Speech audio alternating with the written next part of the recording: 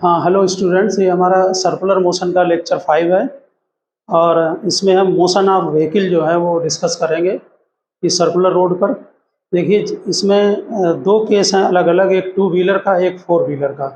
जो two wheeler का case है, जब कोई भी जो साइकिल या स्कूटर, जब आप स्ट्रेट जाते हैं तो उसमें इनर्शिया होती है स्ट्रेट जाने की। अब आप इसको टर्न लेना चाह रहे हैं, ठीक। तो जब टर्न लेने की आप इसमें टेंडेंसी क्रिएट करते हैं, ठीक, तो उस समय क्या होता है कि जैसे आप सीधे जा रहे हो, इधर को टर्न ले रहे हैं सर्किल में, तो इसमें आउटवर्ड स्किडिंग होने की प्रॉपर्टी क्रिएट होती है, बाहर को स्किड होने की, यानी कि आउटवर्ड स्लिप होने की। उससे इसमें फ्रिक्शन क्रिएट होता है अंदर की तरफ। वो फ्रिक्शन जो है इसमें सेंट्रीपिटल फोर्स प्रोवाइड करता है, ठीक है ना। यानी कि स्ट्रेट जा रहे हैं, इनर्शिया है किधर, स्ट्रेट जाने की।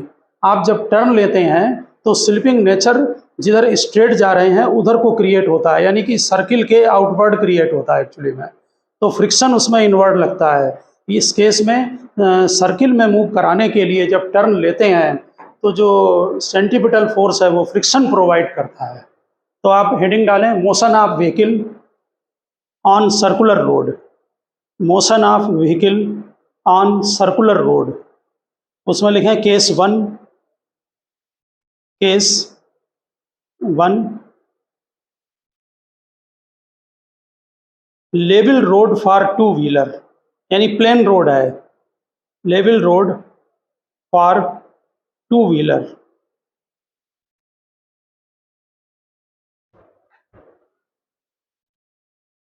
टू व्हीलर के केस में जब आप ऐसे स्ट्रेट जा रहे हैं और टर्न लेते हैं तो यहाँ पर हम एक वो बना रहे हैं ब्लॉक की तरह। नॉर्मल अपवर्ड एक्ट करेगा, एमजी इधर एक्ट करेगा, और जब आप यहाँ पर टर्न लेंगे तो फ्रिक्शन इस तरफ क्रिएट होगा। अब हम यहाँ पर डायग्राम बना रहे हैं, नॉर्मल ये लगेगा, एमजी लगेगा आपका सीधा, ठीक, और एमजी ये डाउनवर्ड लगेगा, और फ्रिक्शन उधर क्रिएट होगा जिस तरफ सर्किल का सेंटर होगा।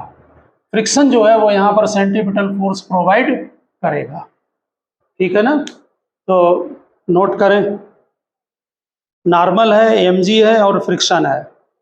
एक्चुअली में एमजी डाउनवर्ड लगेगा ना रोड में, और नॉर्मल अपवर्ड लगेगा, तो फ्रिक्शन को हमने दिखाया है सेंटर की तरफ, वहाँ जो सर्किल के सेंटर की तरफ, ठीक है ना।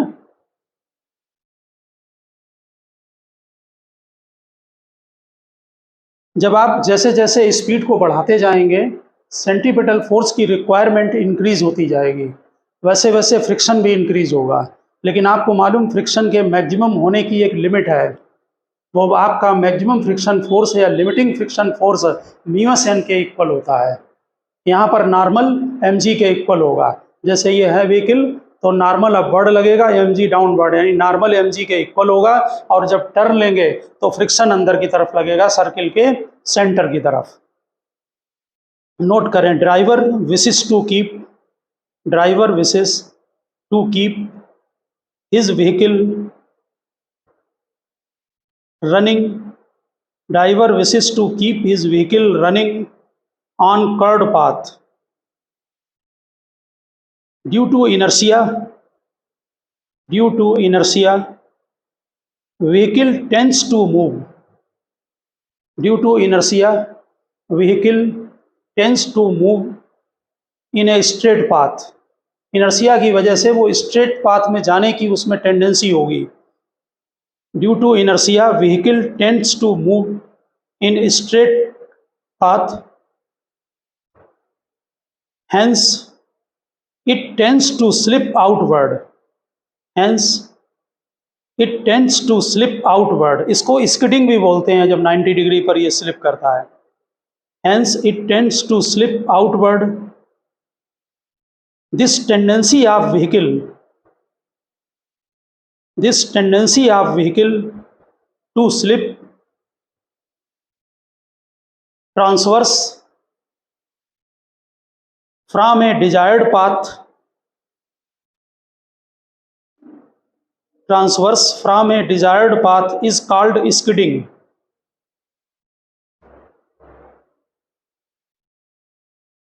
Is called skidding. In order to oppose the skidding, in order to oppose the skidding, friction comes into play, and it provides necessary centripetal force,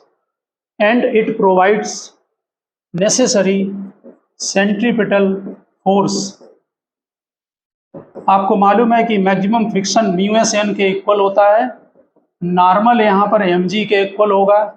इसका मतलब मैक्सिमम फ्रिक्शन फोर्स इतना पॉसिबल है म्यू एस एन जी। और ये जैसे जैसे आप speed को इंक्रीज करेंगे व्हीकल की, सेंट्रीपिटल फोर्स की रिक्वायरमेंट इंक्रीज होगी, फ्रिक्शन इंक्रीज होगा, लेकिन मैक्सिमम इतना फ्रिक्शन पॉसिबल है। इसका मतलब है कि जो मैक्सिमम सेंट्रीपिटल फोर्स आपको रिक्वायर्ड है वहाँ पर वेलोसिटी मैक्सिमम हो जाएगी। तो यही फोर्स सेंट्रीपिटल फोर्स प्रोवाइड करेगा। तो मैक्सिमम वेलोसिटी हमने वी मैक्स ले रहे हैं, सेंट्रीपिटल फोर्स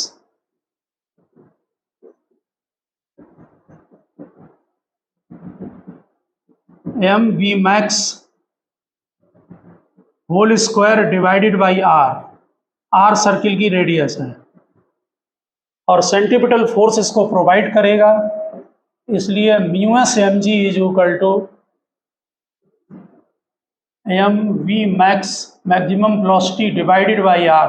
आपका मास कैंसिल हो गया और V max is equal to आ गया म्यू एस आर जी। ये मैक्सिमम वेलोसिटी का आपका फार्मूला बन गया।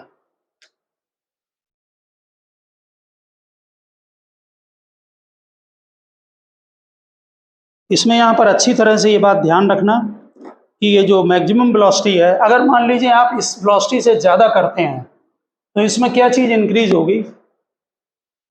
अगर मान लीजिए वेलोसिटी आपने इससे ज़्यादा कर दी तो क्या होगा, यहाँ पर देख के बताएं कौन सा टर्म। म्यू एस तो कांस्टेंट है, जी कांस्टेंट है, रेडियस बढ़ने लगेगा। आपने अगर कभी देखा हो कि व्हीकल को अगर टर्न लेते समय स्पीड ज़्यादा है तो वो टर्न नहीं लेता है, वो बड़े रेडियस में ऐसे जाने लगता है, बाहर को चली जाएगी गाड़ी।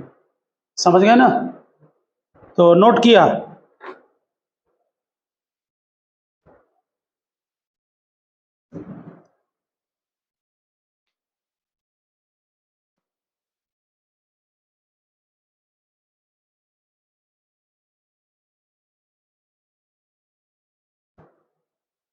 देखिए इन दिस केस यहाँ पर एक प्रॉब्लम क्रिएट होती है, उसको ज़रा समझने की कोशिश करना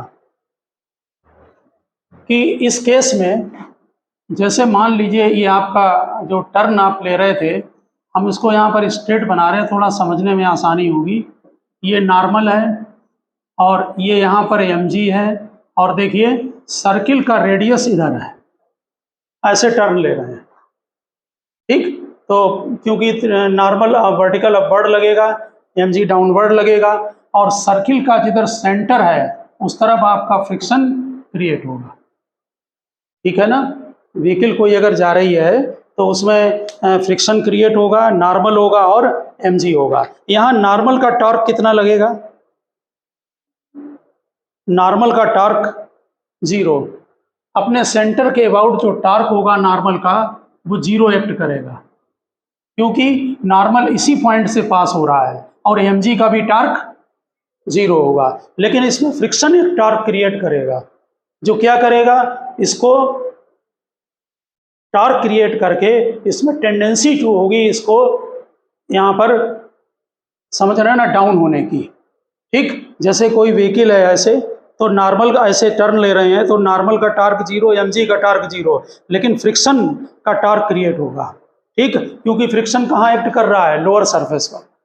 समझ गए ना। इससे बचने के लिए ये क्या करते हैं कि आपने देखा होगा जब टर्निंग लेते हैं तो व्हीकल को टर्न मोड़ लेते हैं, झुका लेते हैं वर्टिकल से, लीनिंग।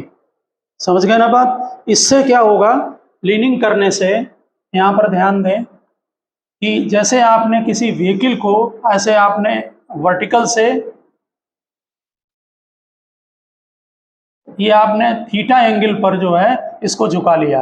अब ध्यान देना, एम जी किधर लग रहा है, डाउनवर्ड। नॉर्मल हमेशा परपेंडिकुलर टू सरफेस, नॉर्मल में मिस्टेक नहीं करना, और फ्रिक्शन इधर एक्ट कर रहा सरफेस पर, टर्न ये ले रहे हैं यहाँ पर, तो फ्रिक्शन इधर एक्ट करेगा। अब फ्रिक्शन इधर टॉर्क क्रिएट कर रहा था, यहाँ पर देखें क्लॉकवाइज झुकाने से क्या होगा, नॉर्मल एक अपना टॉर्क क्रिएट करेगा, वो किधर होगा, एंटी क्लॉकवाइज, किसके अबाउट, सेंटर के अबाउट। समझ गए होंगे ये बात, ठीक। इससे बैलेंसिंग आ जाती है। तो नेक्स्ट पॉइंट में इसी में लिखे नीचे, in this case friction produces outward torque, in this case friction produces outward torque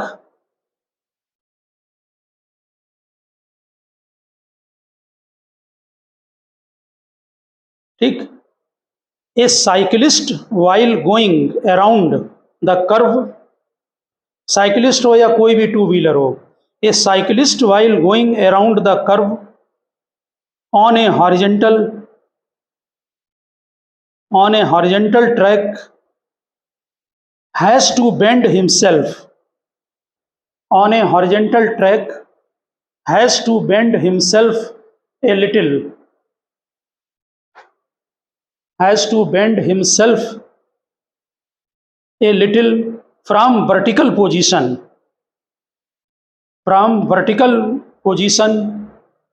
in order to provide,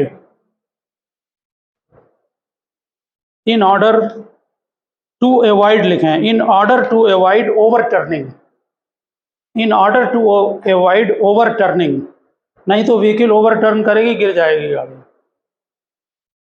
और आपने देखा होगा कि नेचुरल फिनोमिना है कि जब आप टर्न लेते हैं तो उसको लीनिंग कर लेते हैं, बेंड कर लेते हैं वर्टिकल से, in order to avoid overturning. लिखा, डायग्राम बना लेना। इसका ये जो O है ये हमारा सेंटर ऑफ मास है, CM है, हम CM की जो हाइट है यहाँ से वो H ले रहे हैं, और नॉर्मल की जो ये डिस्टेंस है O से ले लें या यहाँ से ले लें, ये डिस्टेंस हम A ले रहे हैं, ठीक है। नॉर्मल से जो लाइन गई है इससे यहाँ पर O की डिस्टेंस A ले ली है और H इसकी हाइट ले ली है, क्योंकि टॉर्क निकालना है। टॉर्क होता है फोर्स इनटू परपेंडिकुलर डिस्टेंस। ये आपका जो हमने बनाया है वर्टिकल में, ये टू व्हीलर है, टू व्हीलर हो या साइकिलिस्ट हो, कोई भी हो, टू व्हीलर, स्कूटर या साइकिल कोई भी, इसको ऐसे झुका लिया, ये थीटा एंगल पर है, वर्टिकल से एंगल, इसकी हाइट जो है वो सेंटर ऑफ ग्रेविटी से जो हाइट है वो H ले ली है सरफेस की, रोड की। फ्रिक्शन ये प्रोवाइड कर रहा है, फ्रिक्शन टॉर्क प्रोवाइड करेगा क्लॉकवाइज और नॉर्मल टॉर्क प्रोवाइड करेगा एंटी क्लॉकवाइज। लिख दें इसको, normal reaction gives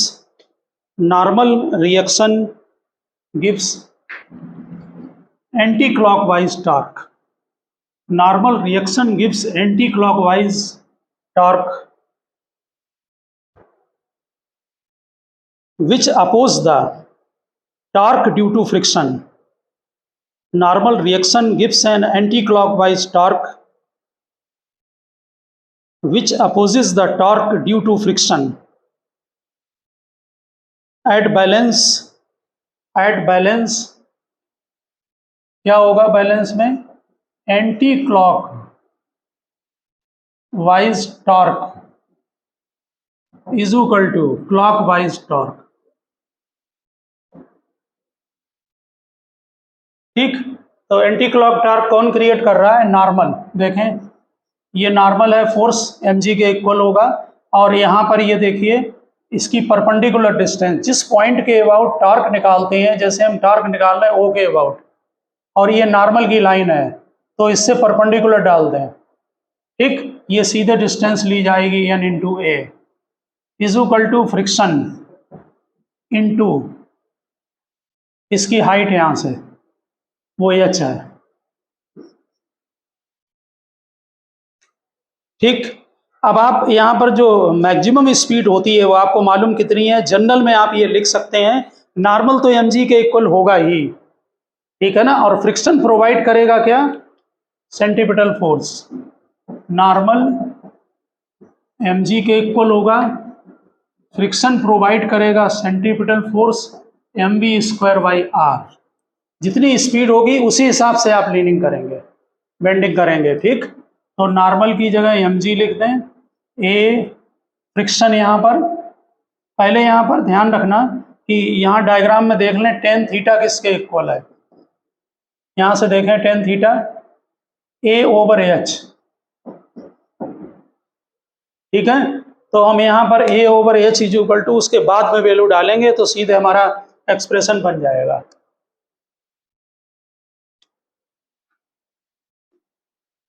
tan theta = A/h, ये हो गया फ्रिक्शन अपॉन नॉर्मल।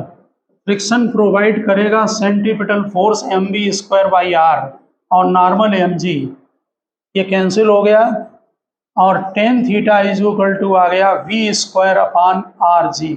बहुत ही कॉमन फार्मूला है चैप्टर का, कई में आता है ये एक्सप्रेशन, थीटा v²/rg, ठीक।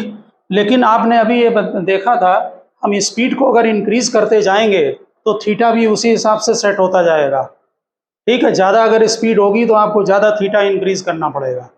मैक्सिमम इस पॉसिबल स्पीड कितनी है वी मैक्स, वो अभी आप कैलकुलेट कर चुके हैं, μs/g, वो यहाँ वैल्यू डाल दें तो मैक्सिमम आपका थीटा निकल आएगा, ठीक। उससे ज़्यादा स्पीड पॉसिबल नहीं है और उसी के हिसाब से आपका थीटा भी पॉसिबल नहीं होगा उससे ज़्यादा। तो फॉर मैक्सिमम वी मैक्स लिख दें, वी मैक्स = μs/g, यहाँ पर वैल्यू पुटअप कर दें मैक्सिमम स्पीड के लिए। तो tan थीटा = μs/g/rg, ये दोनों कैंसिल हो गए और tan थीटा μs के इक्वल आ गया। यानी कि फ्रिक्शन कोफिशिएंट से आप पता कर लेंगे कि मैक्सिमम लीनिंग कितनी है और साथ में आपको स्पीड भी पता लग जाएगी कि कितनी है, ठीक है। तो मैक्सिमम एंगल ध्यान रखना tan थीटा μs के इक्वल है। ये डायग्राम बना लिया,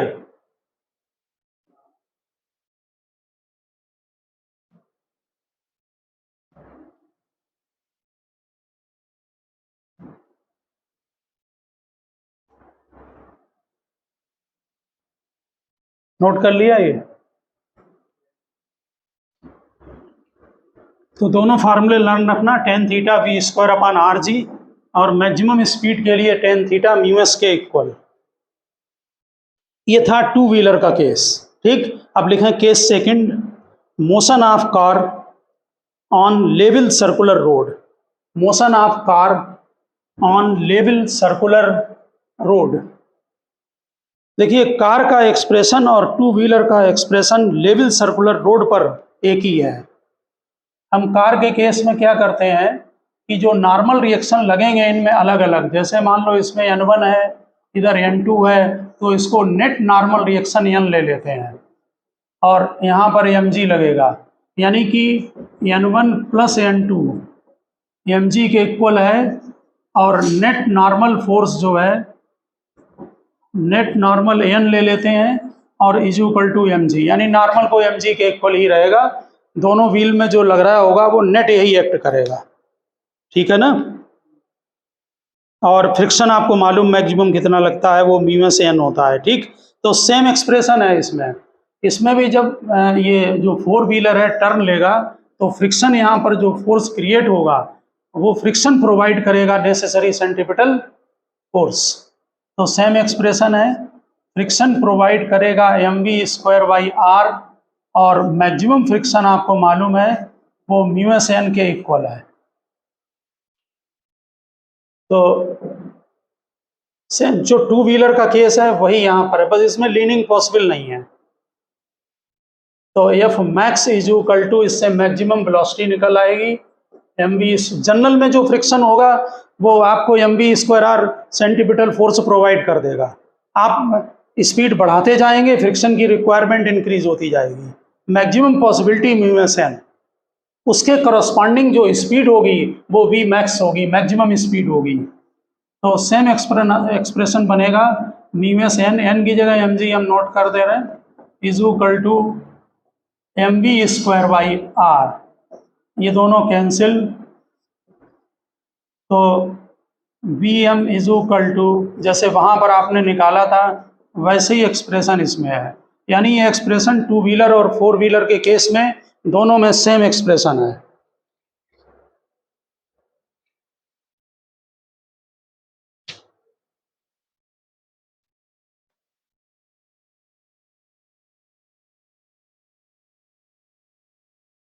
ये लेवल रोड है। आपने देखा होगा कि जहाँ पर टर्निंग होती है उस टर्निंग की जगह पर थोड़ा सा रोड जो है वो एक तरफ को उठा रहता है, हाइट उसकी ज़्यादा रहती रोड की। ध्यान दिया आपने? जितने भी टर्न होते हैं वो इसलिए उठाते हैं कि वहाँ पर जो सेंट्रीपिटल फोर्स है वो नॉर्मल प्रोवाइड कर देता है, जिससे फ्रिक्शन की रिक्वायरमेंट कम हो जाती है। बैंक्ड रोड बोलते हैं, बैंकिंग कर दी, बैंक्ड रोड।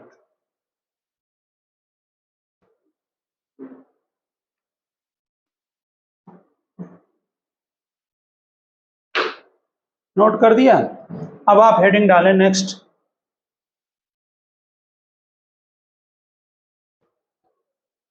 देखिए, banked road, BANKED, banked road. Bank जो बैंकिंग है रोड की, रोड को थोड़ा सा जो उठा देते हैं, उसमें जो सेंट्रीपिटल फोर्स होता है वो फ्रिक्शन के अलावा नॉर्मल भी प्रोवाइड करता है। देखिए, जो बैंकिंग की जाती है वो विदाउट फ्रिक्शन को लेकर एक स्पीड पर मेंटेन करने के लिए की जाती है। अगर आप स्पीड उससे कम या ज़्यादा रखते हैं तो वो फ्रिक्शन अपने आप आता है एक्शन में और वो सेंट्रीपिटल फोर्स नेसेसरी प्रोवाइड करता है। ठीक, वो आप धीरे धीरे थ्योरी से समझेंगे बात को।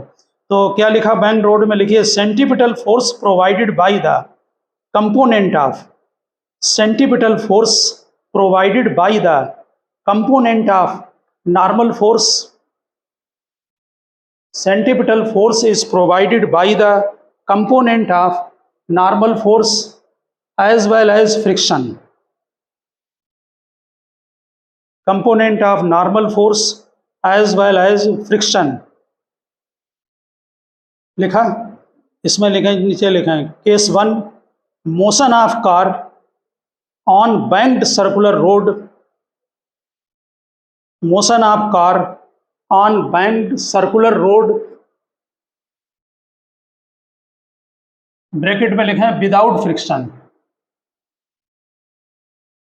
जो पहला हमारा पार्ट है उसमें फ्रिक्शन को निगलेक्ट कर दिया गया है।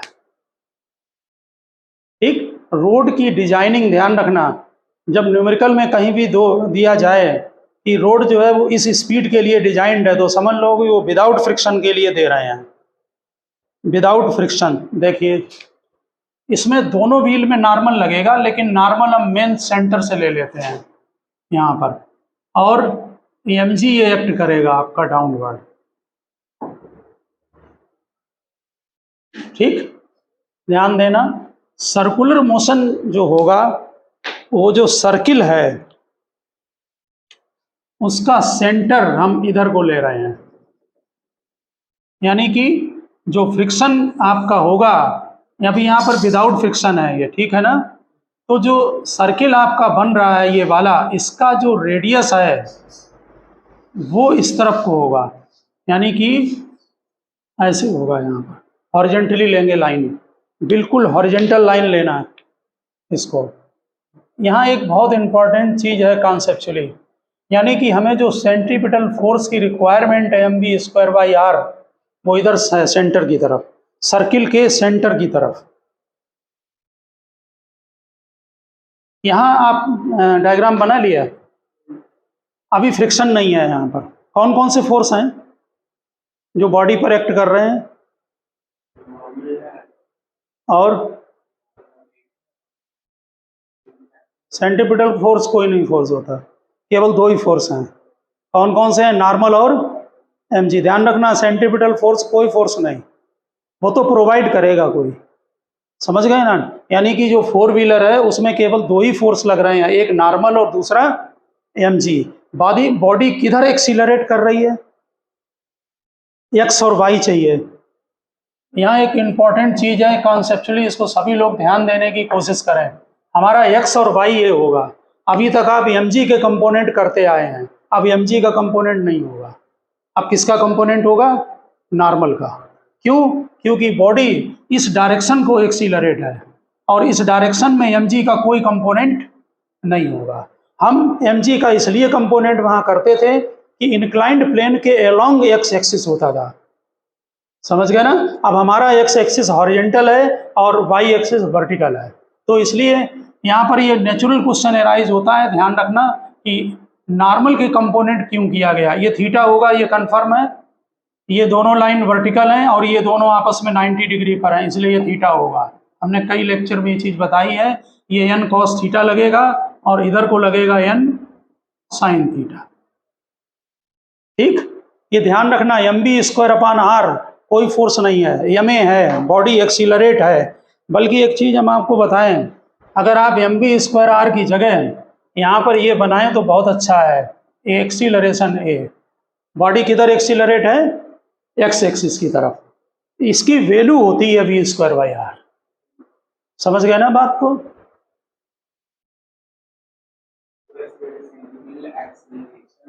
हाँ, ये एक्सीलरेट हो रही है बॉडी, समझ गए ना? तो ये ज़्यादा बेटर है। तो क्या होगा जरा बताएं? n cos थीटा को कौन बैलेंस करेगा? mg। n cos theta vertical, mg downward. ये हमने इक्वेशन बनाई है y एक्सिस के अलोंग, इक्विलिब्रियम है वहाँ पर। Equation along y axis. अब x एक्सिस में बनाएं। इक्वेशन अलोंग x एक्सिस, तो x एक्सिस में n sin थीटा है इक्वल टू ma और a की वैल्यू है mv²/r। n sin theta centripetal force provide करेगा। आपने ऊपर हेडिंग में भी लिखा है, नॉर्मल का कंपोनेंट सेंटीपिटल फोर्स प्रोवाइड करेगा। ठीक है, यहाँ पर हम लिख भी दे रहे हैं कंपोनेंट ऑफ नॉर्मल, जरूर नोट कर देना। Component of normal provides necessary centripetal force, necessary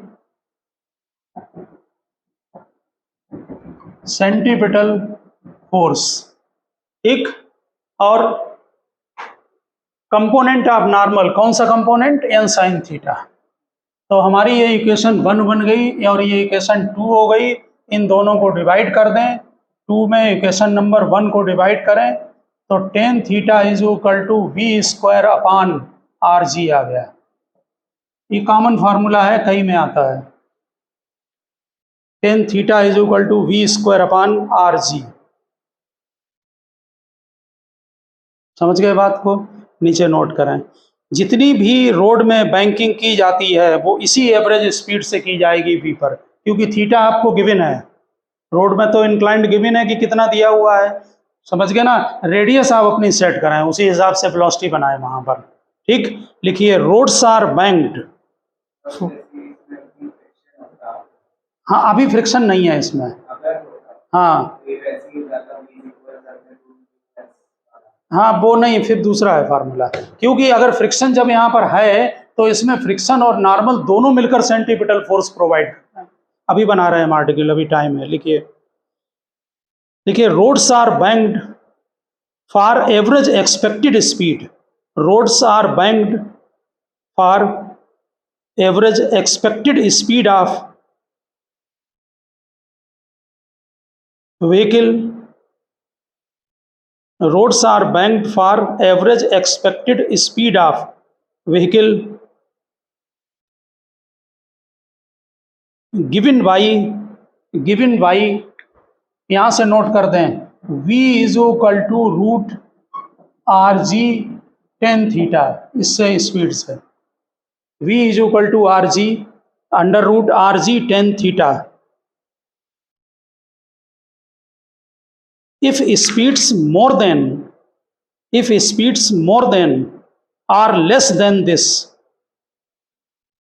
if speed more than or less than this, जरा यहाँ पर समझना, अगर स्पीड आप इससे बढ़ाते जाएंगे तो क्या होता है इसमें कि इसकी जो स्पीड को बढ़ाने पर इसमें आउटवर्ड स्लिपिंग होने की टेंडेंसी बढ़ती है, इसे स्किड भी बोलते हैं, बाहर की ऊपर की तरफ को, तो फ्रिक्शन नीचे जनरेट होता है। अगर अब स्पीड कम करते हैं तो ये स्लिप होने लगता नीचे को वेट की वजह से, समझ गए ना, तब फ्रिक्शन अब बढ़ लगता है। तो इसमें दो लिमिट है स्पीड की, एक मैक्सिमम दूसरी मिनिमम। जनरली मैक्सिमम पूछी जाती है क्योंकि मिनिमम कोई करता नहीं है। आप बात समझ रहे हैं ना। ये एवरेज एक्सपेक्टेड स्पीड है जो बिना फ्रिक्शन के, विदाउट फ्रिक्शन के आप इससे आप जा सकते हैं सर्कुलर पाथ पर। ठीक, आप स्पीड ज़्यादा करेंगे फ्रिक्शन तुरंत फिनोमेना में आ जाएगा, यानी स्पीड कम भी नहीं ज़्यादा होनी चाहिए। कम करते जाएंगे तो तब भी फ्रिक्शन आता फिनोमेना में। अगर कम करेंगे तो स्लिप डाउनवर्ड, अगर ज़्यादा करेंगे तो स्लिप आउटवर्ड। दो केस हैं, लिखिए। If speeds more than or less than this value, the self adjusting static friction. If speeds more than or less than this value, the self-adjusting static friction operate between the tire and the road,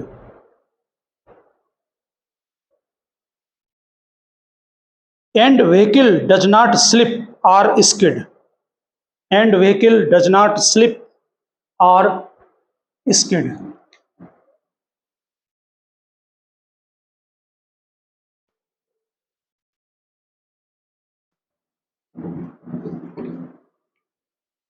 देखिए, इसमें एक हमारे यहाँ बहुत ही 11th में important question आता है कि जो ये बात रेलवे लाइन में भी होती है, जो रेलवे लाइन में ऐसे टर्निंग लेते हैं तो जो बाहर वाली रेल होती है वो थोड़ी उठी रहती है, ठीक है ना।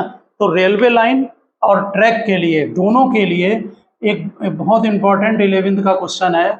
ये हाइट h और रेलवे लाइन की, दोनों लाइन के बीच की, एक लाइन ये जा रही है, एक लाइन ये जा रही है, तो दोनों की ये वृद्धि होती है, बीच में रेलवे लाइन की कितनी है, समझ गए ना। आपने अपने फार्मूला से टेन थीटा क्या निकाला, v² / rg। ठीक, यहां से जो टेन थीटा है होगा तो परपेंडिकुलर अपॉन बेस, लेकिन ये बहुत ज़्यादा हाइट नहीं होती है, तो ये टेन और थीटा जब बहुत स्मॉल होता है तो टेन थीटा और साइन थीटा दोनों इक्वल होते हैं। तो यहाँ पर ध्यान रखना, ये टेन थीटा यही लगाना है पेपरों में, टेन थीटा को साइन थीटा के इक्वल करते हैं और इसी को h/L लिखते हैं। ठीक, तो यहाँ पर h/L = v² / rg के इक्वल करके इसमें h को कैलकुलेट किया जाता है। ठीक, बहुत कॉमन क्वेश्चन है, तो नोट कर दें जरा इसको। यहाँ पर नीचे लिख दें, पहले लिखिए, if the width of the banked road, if the width of the banked road is L, if the width of the banked road is L and h be the height,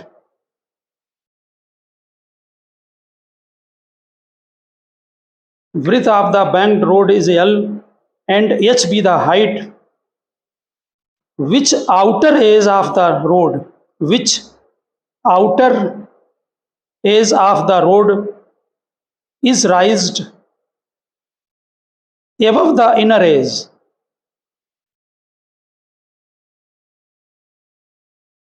then we take अब आप लिख दें ten theta, ये tan theta = sine theta = h/L। इससे हम h calculate करेंगे, तो यहाँ पर h = आएगा v² / rg × L। आप बस ये ध्यान रखें, टेन थीटा को साइन थीटा के इक्वल,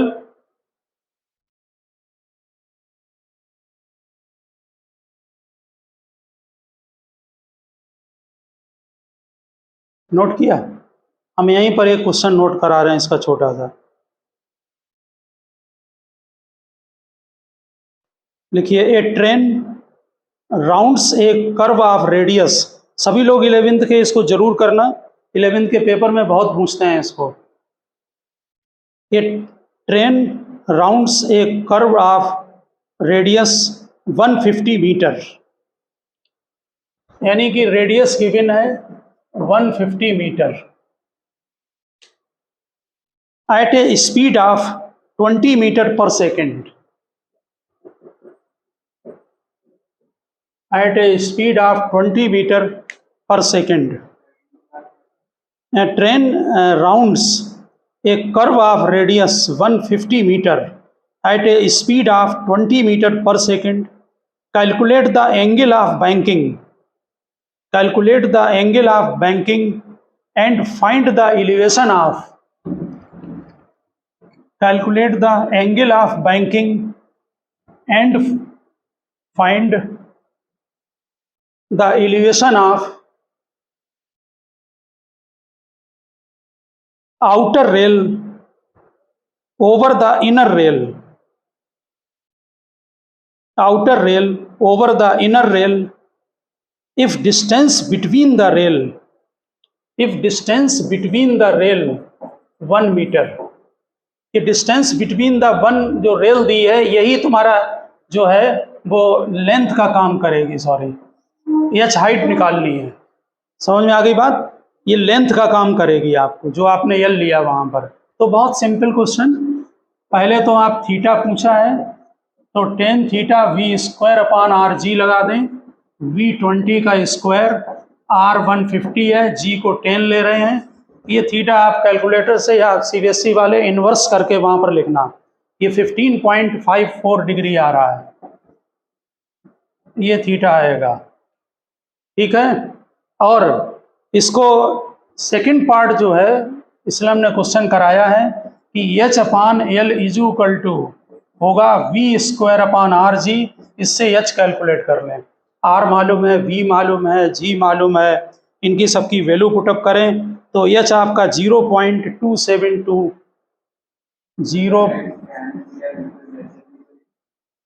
वो लिख देना, tan theta is equal to sine theta is equal to H over है,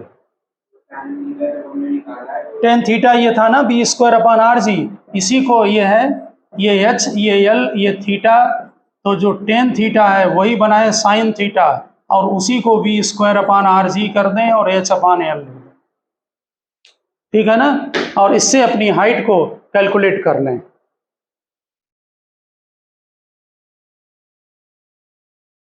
तो ओके स्टूडेंट्स, हम आपको कल जो है इसमें हमने ये विदाउट फ्रिक्शन का डेरिवेशन किया है, इसमें हम विद फ्रिक्शन कैलकुलेट करेंगे और इसके आगे व्हीकल के आर्टिकल करेंगे। ओके।